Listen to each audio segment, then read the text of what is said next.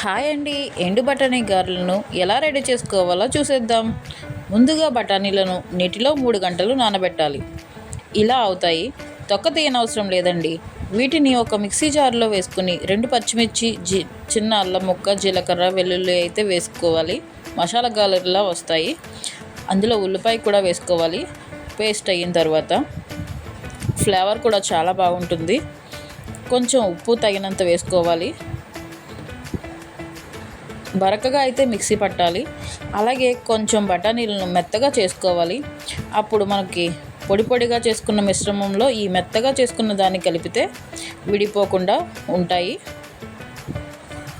ఈ మిశ్రమాన్ని అయితే మొత్తం అంతా కలుపుకొని గారెలను రెడీ చేసుకోవాలి.